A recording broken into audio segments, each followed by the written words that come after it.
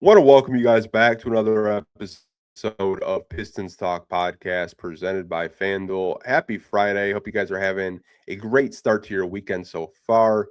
In today's episode, what we'll be discussing is Jalen Duren restricted free agency talk. We're going to be going over an article from Sam Amick, what he's hearing between Jalen Duren and the Detroit Pistons, some possible sign and trade scenarios.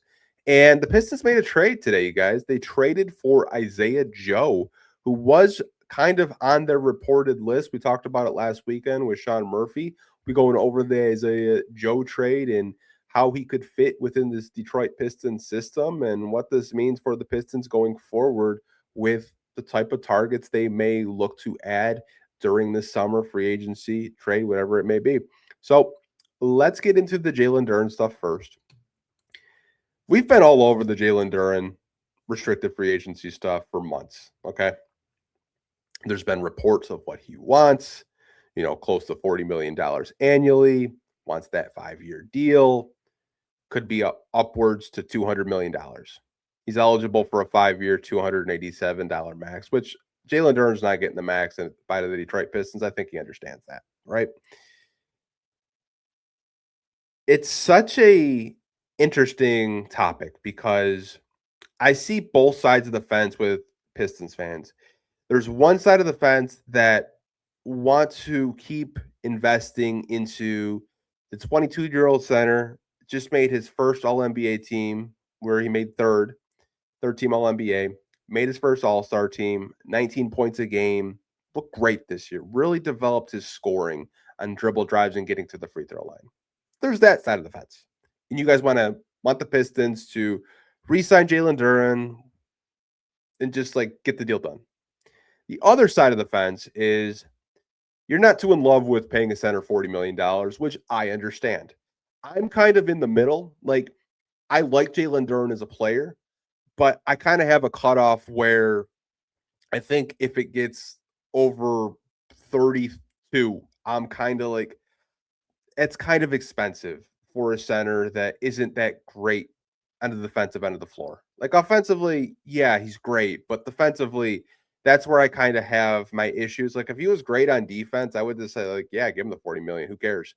But defensively, he kind of is what he's going to be. He's not going to develop into all defensive type of player whatsoever throughout his career. He's just not. He's more of an offensive center, and I've kind of just come to terms with that, and that's okay. I mean, there are plenty of great offensive centers in the league, like a Nikola Jokic, for example, who's not a great defender, but he's a hub of Denver's offense. Not comparing the two before people say you just compared Duren to Jokic. I'm just saying, like, offensively, like, that's kind of like where Duren's at, like Alperen Sengun as well. Not a good defender, but offensively, he's a good player. So, the Sam Amick article, let's get into that. So I'm going to put it on the screen for you guys that are watching live on YouTube. If you're an audio listener, I'll be reading an article from the Athletics' Sam Amick of what he's hearing between the Detroit Pistons and Jalen Duren as it relates to the restricted free agency talks.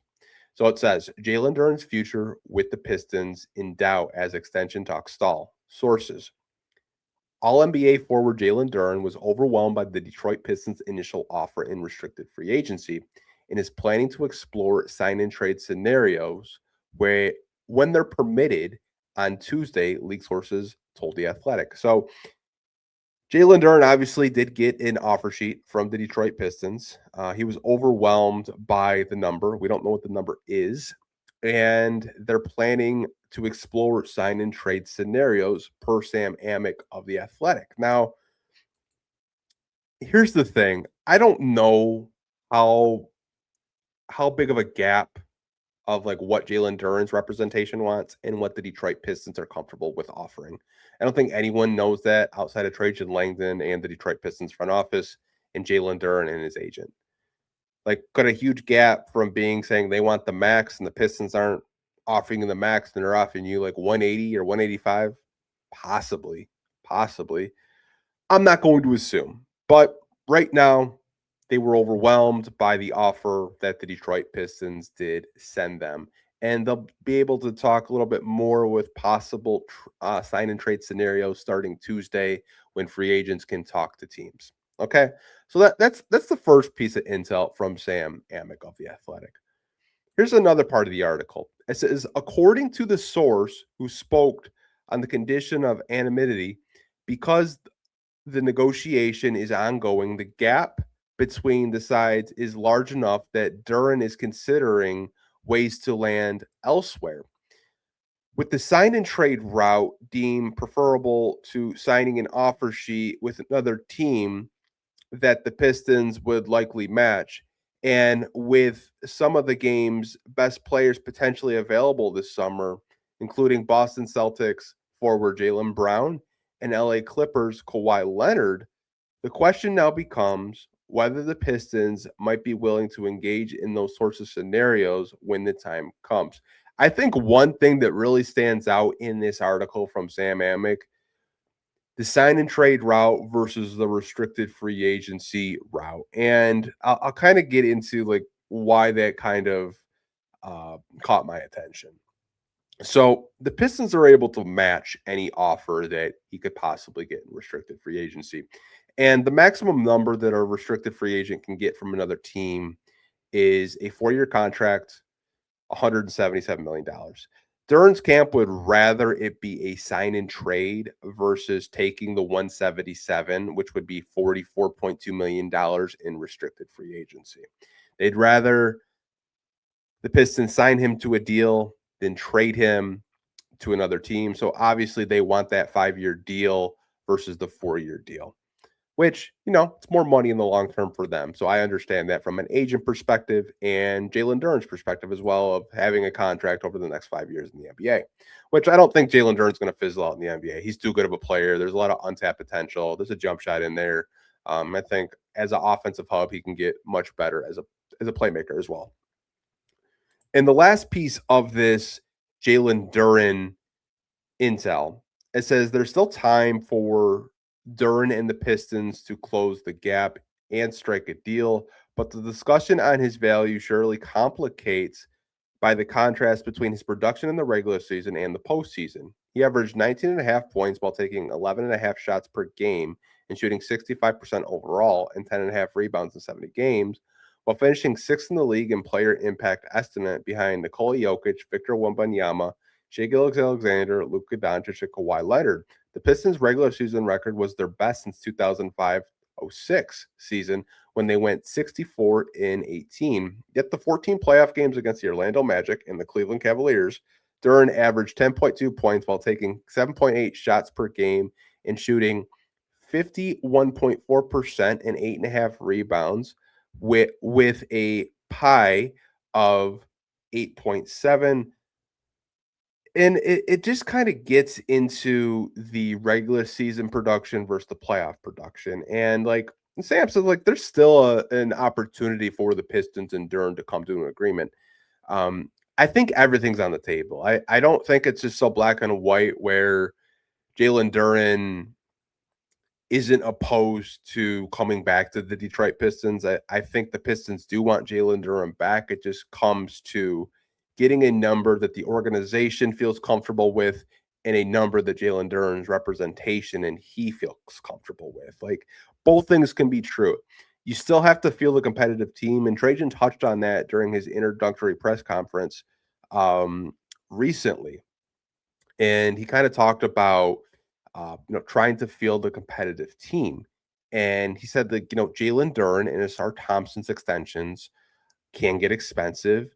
And we're seeing that like his reps want close to the max, and the max would pay him more than Cade Cunningham. And I think a lot of you guys would say, like, I'm not paying Jalen Duren more than Cade Cunningham, but I still want him on the team. Let's try to see if we can kind of meet in the middle. And I think that's what the Pistons are trying to do right now. Now, there was more intel from Mark Stein and Jake Fisher with the sign and trade stuff, and they kind of touched on a Jalen Duren for Jalen Brown sign and trade. Sam Amick also kind of touched on Jalen Brown being available. I mean, Jalen Brown has been in the Giannis trade that everyone thought Giannis was going to Boston. He ended up not going to Boston.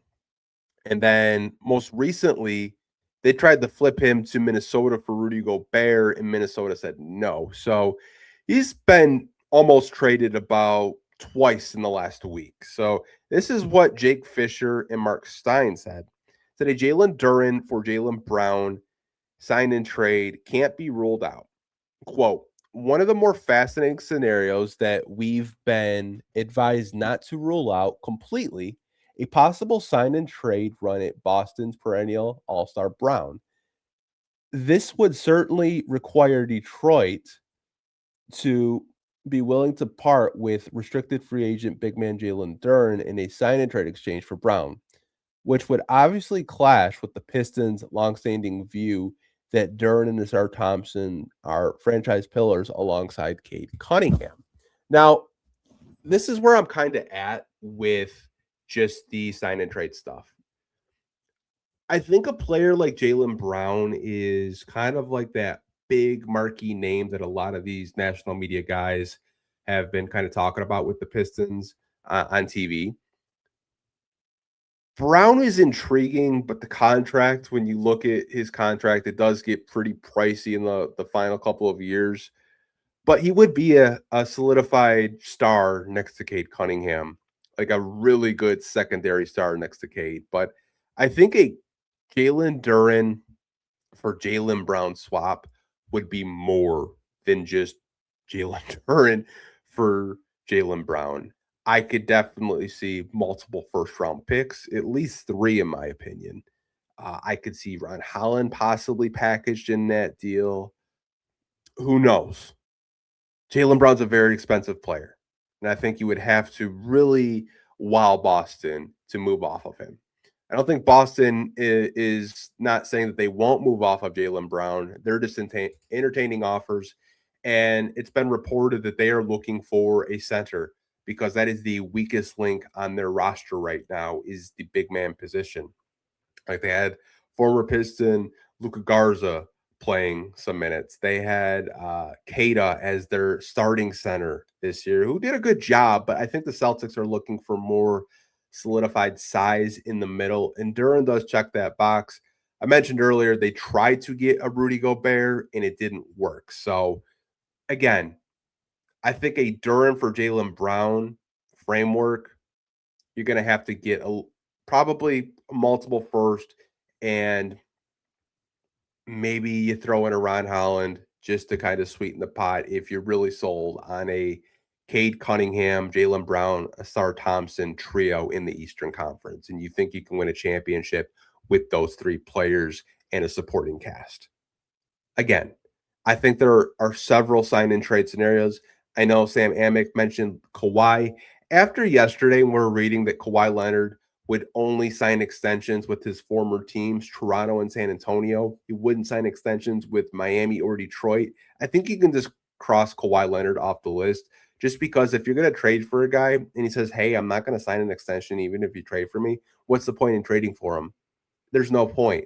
I think it's such a gamble and such a risk, and you're not going to really risk, trading Duren to LA if Kawhi says, yeah, I'm not going to sign an extension with you. I think Jalen Brown is an interesting name. I also think you look at guys like Trey Murphy, he could be on the table as well.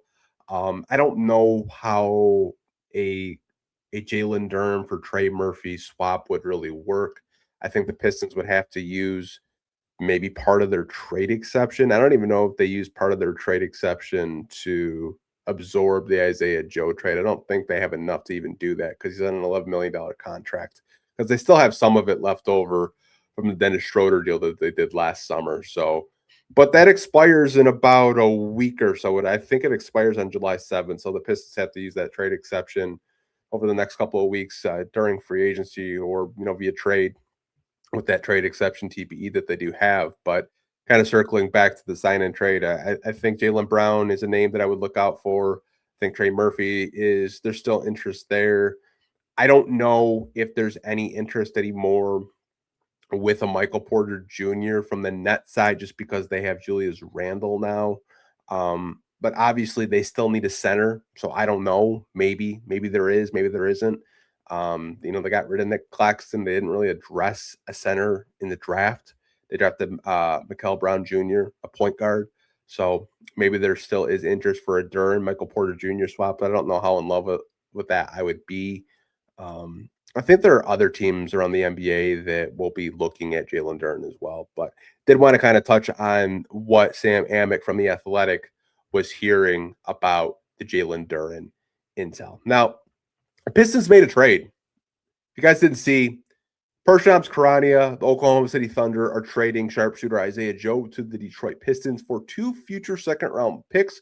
Sources tell ESPN. Now, this was a trade that I think we had talked about last weekend with Sean Murphy on Sunday, that the Pistons had internal interest in Zach LaVine, Kobe White, and Isaiah Joe.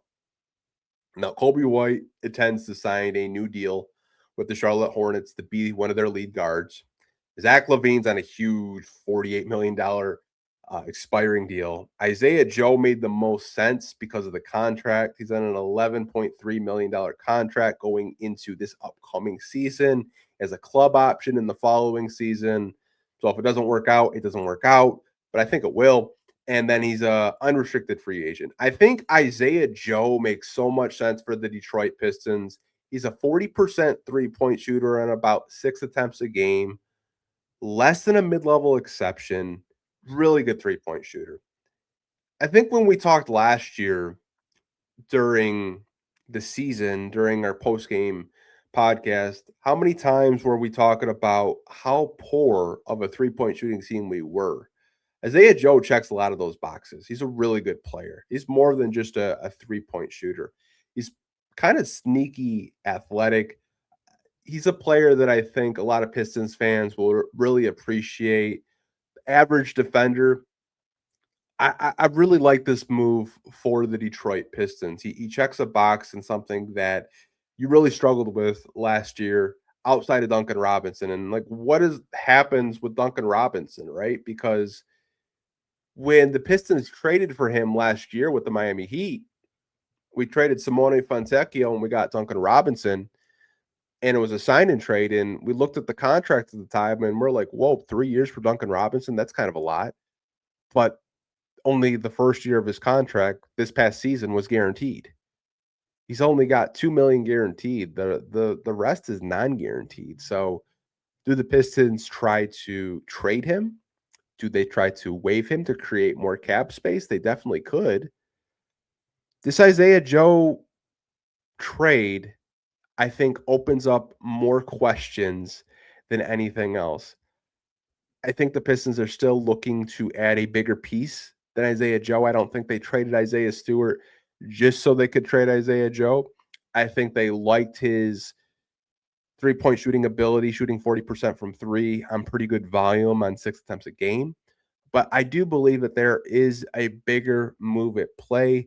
I don't know if they're going to move on from Jalen Duren, even though that, the talks so far aren't going the way that Duren's reps and his representation want them to go.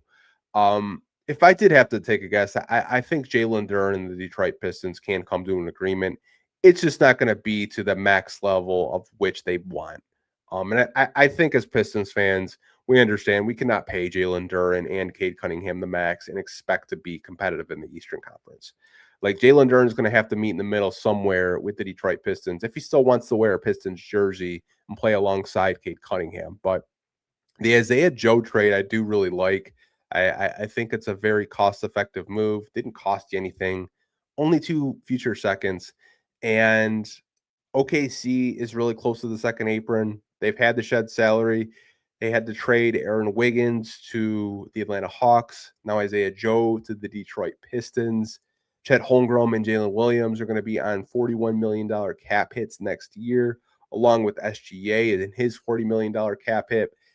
They have Isaiah Hartenstein on a big deal as well. So OKC is probably not done making moves and making trades because that team's going to get really, really expensive this upcoming season. But I do like the addition of Isaiah Joe. I think a lot of Pistons fans are going to like him as well. Again, like to get a guy that is under contract for the next possibly 2 years, and you're getting a pretty good volume three-point shooter, it's a good deal by Trajan, like a really good deal. And I know some people say that second round picks aren't that valuable, when a team's looking to salary dump a player like an Isaiah Joe, it only took 2 second-round picks. It took 3 second-round picks to trade up for Abuka Corey. Then you get those 3 seconds back by trading Isaiah Stewart, and you just traded 2 more seconds to get Isaiah Joe. So the Pistons had 15 second-round picks before that trade. Now they have 13 second-round picks at their disposal, and they have all of their future first. So it's going to be interesting to see what this big move is, because obviously if you do decide to trade Isaiah Stewart, you're looking to create cap space, you're looking to generate more cap space, and look to add a secondary option next to Cade Cunningham. I think Isaiah Joe is a very good role player, bench guy for the Detroit Pistons, but I'm expecting a little bit more this offseason as we do get closer to free agency. But just wanted to give you guys a short little podcast today. Let me know what you think of the Jalen Duren restricted free agency talk with Sam Amick from The Athletic and the trade for Isaiah Joe as well. Right before we do wrap up this podcast, we do have to hear from our sponsors over at the FanDuel Sports Book. And right now, MVP odds are out for going into next season. And they have Victor Wembanyama is the odds-on favorite at a plus 200. The reigning MVP, Shai Gilgeous-Alexander from the Oklahoma City Thunder, is at a plus 330. Nikola Jokic from the Denver Nuggets is at a plus 550. Luka Doncic from the Los Angeles Lakers is at a plus 700. Giannis Antetokounmpo, brand new Miami Heat, he's at a plus 1200, which is kind of surprising. Anthony Edwards is at a plus 2,000 with the Minnesota Timberwolves. Jason Tatum from the Boston Celtics is at a plus 2,500. And Cade Cunningham is at a plus 3,000. I'm still shocked at the Cade Cunningham line, personally, you guys. He finished 5th in MVP voting last year. I don't know. Put 5 on the plus 3,000 at the end of the year. You never know. You never know what'll happen. Could Cade win MVP? Possibly. But I definitely see more trades coming for the Detroit Pistons within the next couple of days, in the coming weeks. Don't really see them being too active in free agency. I still believe that free agency really isn't that good outside of John Collins and Rui Hachimura, really. But let me know down below what you guys are thinking of this latest move for acquiring Isaiah Joe from OKC and the Jalen Duren intel as well. We'll talk really soon, you guys. Hope you have a great rest of your weekend. And as always, go Pistons. Peace.